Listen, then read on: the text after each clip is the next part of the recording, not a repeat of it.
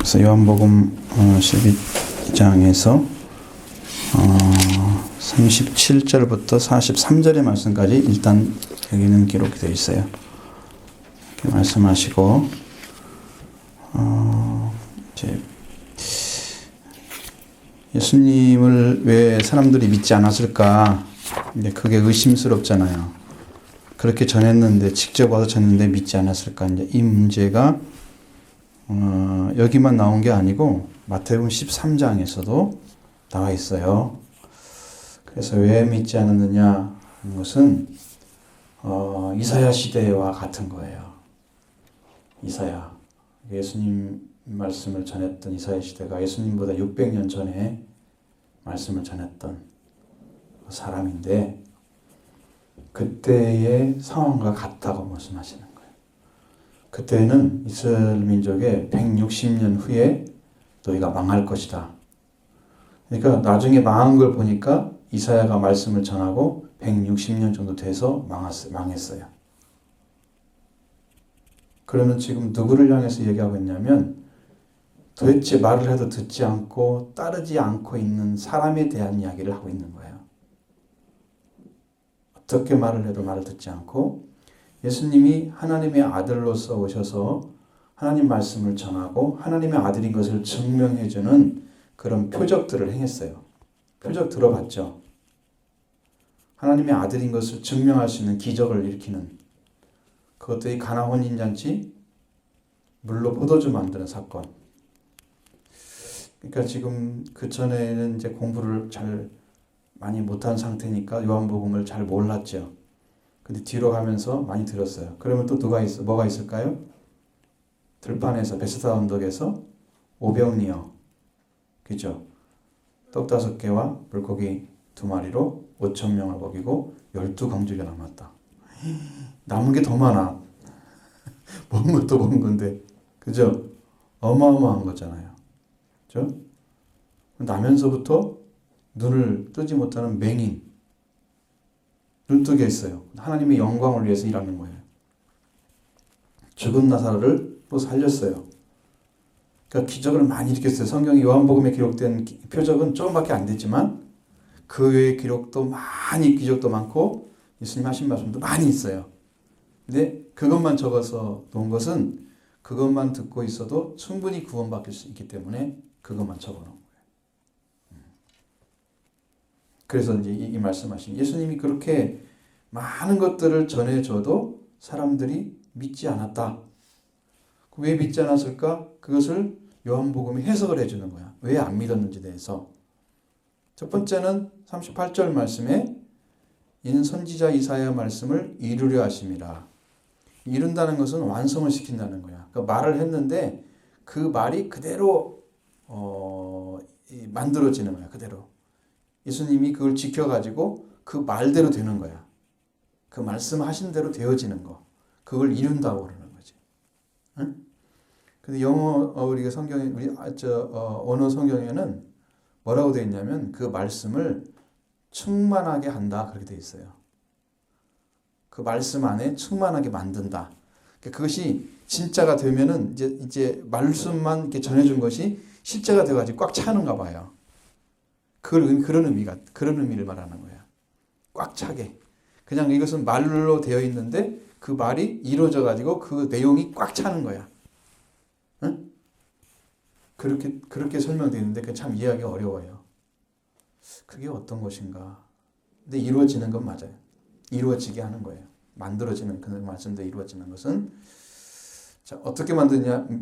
이사야가 얘기했느냐? 그러면 주여 우리에게 들은 바를 누가 믿었으며 주의 팔이 누구에게 나타났나이까? 이렇게 했더라는 거예요. 자, 이 말씀은 어디에 기록되어 있냐면 이사야 53장 1절 말씀에 기록되어 있어요. 성경을 찾아보면 그대로 나와 있죠. 자, 1절 말씀이 인용을 했습니다. 그래서 이사야 53장 1절에 뭐라고 되어 있어요? 우리가 전한 것을 누가 믿었느냐? 여호와의 팔이 누구에게 나타났느냐? 이렇게 말을 하죠. 근데 참 어려운 거예요. 이 말씀은 그 이사야서에서 말씀하시는 내용과 예수님이 말씀하시는 내용이 다를 수가 있거든요. 이 말씀을 똑같이 얘기해도. 거기는 예수님이 이제 돌아가시고 그 고난당하시는 모습을 이사야 53장에 기록해 놨어요. 그 얘기인데 예수님이 나타나서 많은 일을 행하고 눈물 흘리며 고통당하고 피 흘리고 그 다음에 죽으시고 그런 고난을 받고 있는데 사람들이 그런 예수님을 보면서도 예수님이 하나님께 보낸 자인 것을 안 믿는 모습을 보여주는 거예요. 우리가 전한 걸 누가 믿었느냐? 안 믿었다는 거예요. 예수님이 그게 고난을 당해도 안 믿었다는 사람들이 저게 하나님의 아들이 당하는 고난이라는 걸 생각을 못했어요. 믿지를 않는 거예요. 슬픈 모습이죠. 근데 예수님이 이 말씀을 가지고 왔어요. 이 말씀을 이루려고 가져왔어요. 자, 이것은 이제 거기는 우리가 전한 말씀을 하나님의 말씀이죠. 요한복음 12장 38절에서도 우리에게서 들은 바 했잖아요. 이건 누구로부터 들은 거예요? 예수님으로부터 들은 거죠. 하나님 말씀이죠. 하나님 말씀을 들었는데 믿는 자가 있었다 없었다? 믿지 않았다는 거예요. 믿지 않았습니다. 우리가 들려줬는데 안 믿었습니다. 그것을 말하는 거하고 지금 우리에게 들은 말을 믿지 않았으며 그 말 똑같은 말이 되잖아요. 이사야 시대에도 안 믿었고 예수님 시대에도 하나님이 전해준 말씀을 안 믿었다. 그러니까 안 믿은 사람이 누굴까? 바리새인들 중심한 유대인들. 아시죠? 바리새인들을 중심으로 한 유대인들이 안 믿었다는 거예요. 그리고 주의 팔이 누구에게 나타났습니까? 이렇게 묻잖아요. 주님의 팔은 능력이에요. 팔은 능력을 가리키는 거. 손도 능력과 권능을 가리키는 거예요. 굉장히 큰 말이죠. 주님의 손, 주의 팔. 팔은 능력을 상징해서 그냥 팔로 표현하면 다 알아들어요. 그 사람들은. 우리는 팔이 뭐예요? 이렇게 물어볼 수 있잖아요. 그 사람들은 팔 그러면 그냥 알아들어. 그 말이 그 말이야.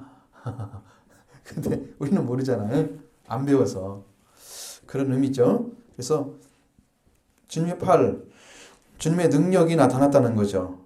그런데 그 사람들은 그것이 나타나지 않은 것, 마치 안 나타난 것처럼 그렇게 대하고 있는 거죠. 주님의 능력이 나타났는데 나타나지 않은 것처럼 그렇게 대하고 있는 거예요. 그게 무슨 말인지도 못 알아듣고 받아들이지도 않고. 누가 나타났습니까? 안 나타난 것 같은데요? 진짜는 나타났는데 안 믿는 사람들이 그렇게 하고 있다는 거예요. 알겠지 무슨 말인지. 안 믿는 사람들이 언제 나타났어요? 그게 뭐예요? 모르는데요? 그래서 믿는 거야 안 믿는 거야? 안 믿는다는 뜻이야. 그 말씀이 지금 이루어져서 사람들이 그렇게 보고 있다는 거야. 예수님의 능력이 표적이 많이 나타났는데도 그 하나님께 온 자 맞아 안 맞아? 아니야. 그 사람 하나님께 온 사람 아니야. 마치 아무 능력도 없었던 것처럼 예수님이 하나님인 것을 증거해주는 기적을 일으켜도 마치 아무것도 능력 행하지 않은 것처럼 누게 나타났느냐고 물어보는 거예요. 안 나타났다고. 안 믿는 사람들이 그렇게 하고 있다는 거예요. 근데 이사야가 말한 것처럼 유대인들도 지금 그러고 있는 거예요. 무섭죠? 그것을 하나님의 아들이 와서 한 것을 보지 못하면 하나님의 아들로 안 믿잖아요. 그 사람들의 눈에는 예수님이 우리를 구원할 자가 아닌 거예요. 그래서 구원 받을 수 있을까 없을까요? 그래서 믿지 않는 자의 결말은 뭐다? 끝에서 멸망이다, 죽음이다. 그거 알겠죠? 그 뜻을 지금 얘기하고 있는 거예요. 네? 설명이 진짜 어렵죠? 근데 이해가 되죠? 근데 또 얘기하라면 못하겠죠? 그게 무슨 말일까? 그래서 성경 말씀은 오묘한 거예요. 아주 오묘하죠. 근데 아무도 안 믿었어. 능력이 나타났어. 주의 팔에 하나님의 능력이. 자, 그들이 믿지 않은 것은 이 때문이니 이사야가 다시 말씀했는데 뭐라고 했어요? 40절에 그들의 눈을 멀게 하시고 그들의 마음을 완고하게 하셨으니 이는 그들로 하여금 눈으로 보고 마음으로 깨닫고 돌이켜 내게 고침을 받지 못하게 하려 함이니라. 야, 여러분 그러면 이상하잖아요. 예수님이 말씀을 듣게 해서 구원받게 하려고 오신 거 아닌가요? 그렇죠? 말씀을 듣고 깨달아서 구원받게 하려고 오셨잖아요. 그런데 이 사람들이 안 믿은 이유를 갖다가 뭐라고 그랬어요? 그들이 눈을 멀게 했단 말이에요. 마음을 고집스럽게 만들었어. 완고하다는 말은. 그래가지고 그 말씀을 가지고 예수님을 눈으로 보는데도 알을까요? 모를까요? 몰라. 마음으로도 못 깨달아. 그래서 그걸 모르니까 돌이켜서 예수님께 와가지고 예수님 나를 고쳐주십시오. 이렇게 할 수 있을까 없을까? 없어. 그렇게 하려고 그런 거래. 아니 예수님이 구원하러 왔는데 왜 그렇게 하셨을까? 그게 성경의 비밀이란 말이야. 그게 왜 그렇게 됐을까? 그 말씀을 인용한 곳이 뭐냐면 이사야 6장의 10절 말씀이에요. 여기 9절로 10절 말씀인데 원래 10절 말씀 하나만 있어도 충분히 이해가 되죠. 응? 그래서 이 6장 9절에 10절에 이 백성의 마음을 둔하게 하며 그들의 귀가 막히고 그들의 눈이 감기게 하라. 염려하건대 그들의 눈이 보고 귀로 듣고 마음으로 깨닫고 다시 돌아와 고침을 받을까 하노라 하시기로.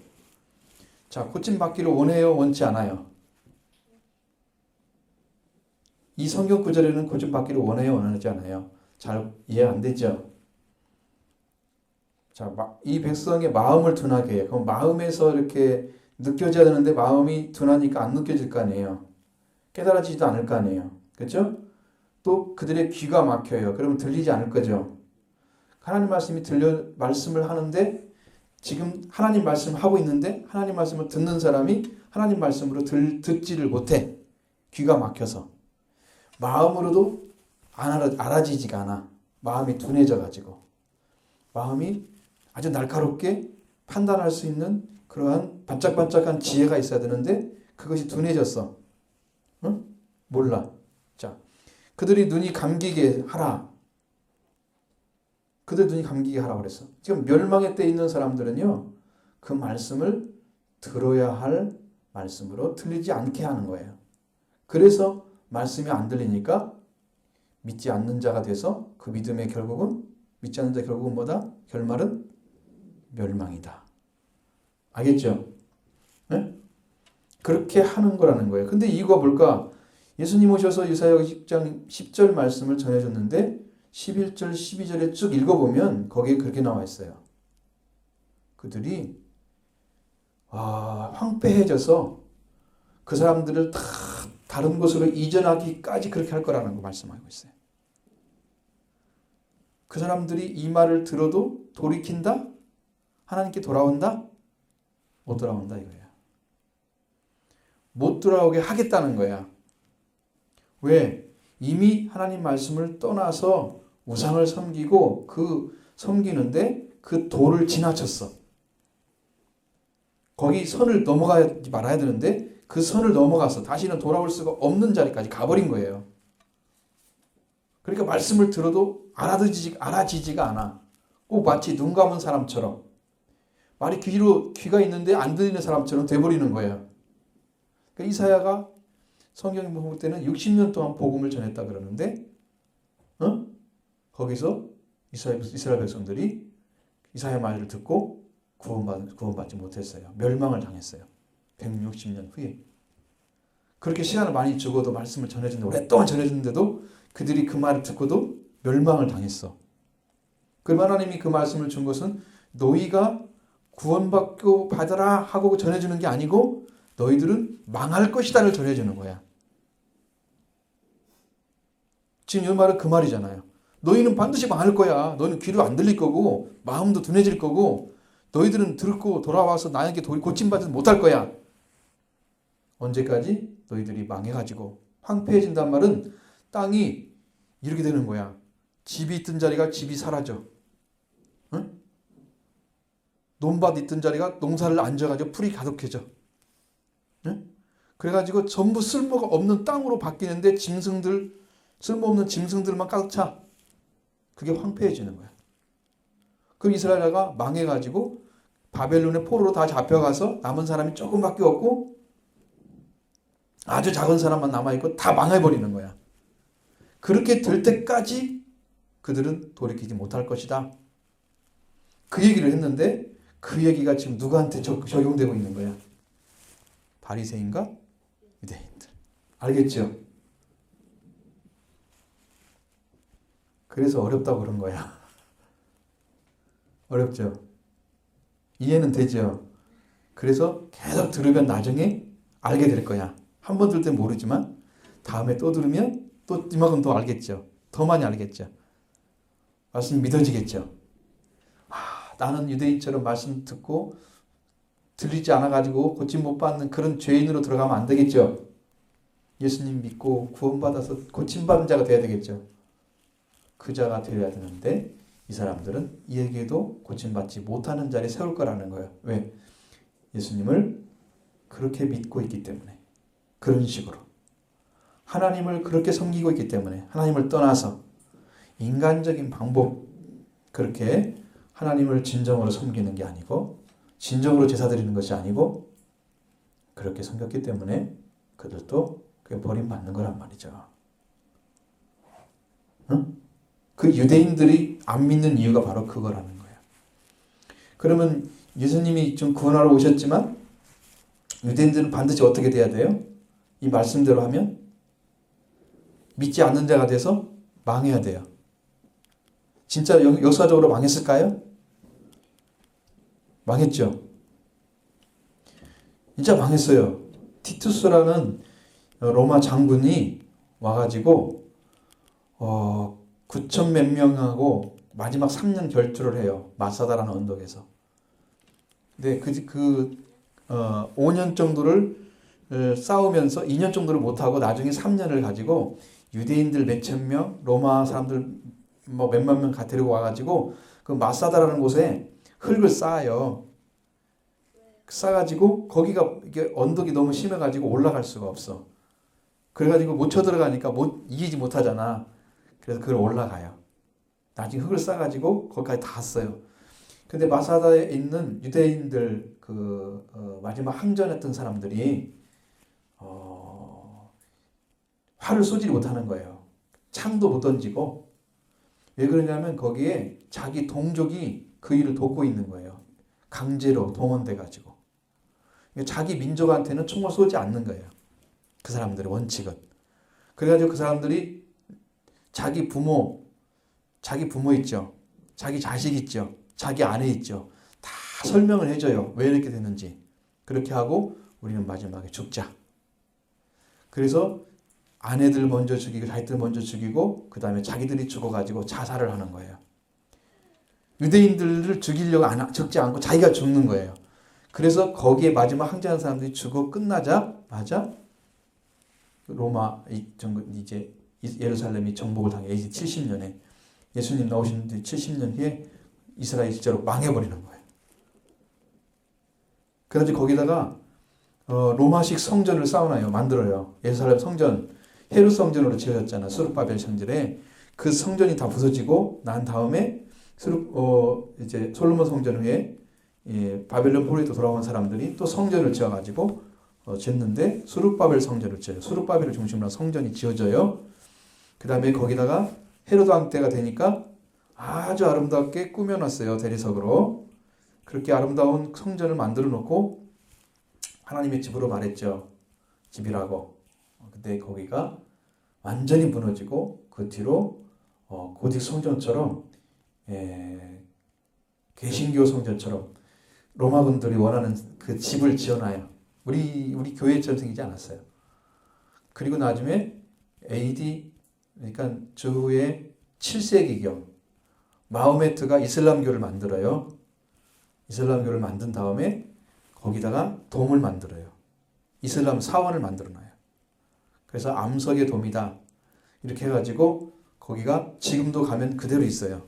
그들이 지은 성전이. 예루살렘 성전터에 그대로 있는 거야. 지금도 이스라엘에 하나님의 성전이 없어요. 이스라엘 가면. 그 옛날에 망했던 헤롯 왕 때 세웠던 그 돌로 만든 담들 있잖아요. 그 담은 지금도 남아있어. 그래서 사람들이 거기가 통곡을 해, 지금도. 통곡의 벽이 남아있어. 이스라엘 가면 꼭 그 일을 해요. 근데 1월 9일인가 돼 날짜가 예루살렘 망한 날짜가 그 날짜와 똑같이 해서 2번 다 망했는데 분명히 예수님을 안 믿고 있던 사람들이 이 성경 말씀처럼 정말 망해가지고 지금도 눈물을 흘리고 있어요. 거기 가면 통곡을 해.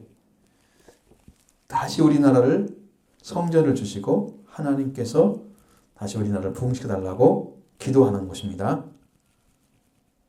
그런 벽이 남아있을 뿐이에요. 다 사라져버린 거예요. 망했어요? 안 망했어요? 이 말씀처럼. 망했죠? 그러니까 이게 이제 예수님이 최후에 오셨는데 왜 그런 일이 벌어졌을까? 근데 이제 여기 어린이분은 이걸 설명할 수는 없어요. 제가 다른 것이 기억나는 게 있는데 그래서 나중에 어른들한테는 얘기할 수 있을 것 같아. 왜 이렇게 하셨을까라는 것을 물어봤을 때 가능하다. 자, 그래서 멸망을 당했습니다. 이스라엘 민족을 믿지 않고 바벨론 포로가 돼서 400년 후에 요한이 물로 세례를 줬죠. 회개하는 세례입니다.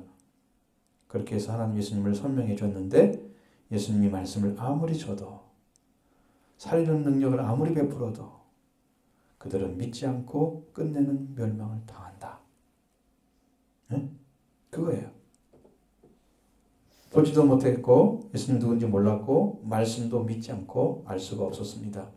그의 눈으로 보고 마음으로 깨닫고 읽기 전에 치료를 받지 못하게 하려 한 말씀이 이루어진 거예요. 치료가 됐을까 안 됐을까? 안 됐어요.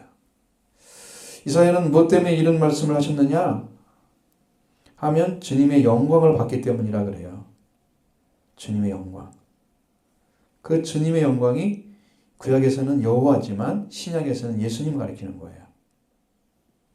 그래서 예수님의 영광을 보고 지금 예수님이 하나님의 이름으로 오신 그 왕이기 때문에 예수님을 가리킨 거예요. 예수님의 영광을 보고 마음으로 깨닫고 돌이켜서 회개해서 고침받는 사람이 없을 거다. 예수님 영광을 볼 사람이 없을 거다. 그 얘기예요. 응? 자, 그래서 예수님이 아버지의 이름으로 오셔도 깨닫지 못한다 하는 것을 말해주고 있는 거예요. 그런데 예수님을 믿는 사람 중에 그 관리 중에서도 예수님을 믿는 사람이 많이 있었다 그래요. 그런데 바리새인들 때문에 드러나게 말을 못했다 그래요. 바리새인들이 그 사람들 다 알아면 뭘 할까요? 출교시켜요. 출교. 출가하면 어떻게 된 거예요? 가출이 아니지. 출가하고 가출은 다르지. 출가가 뭐예요?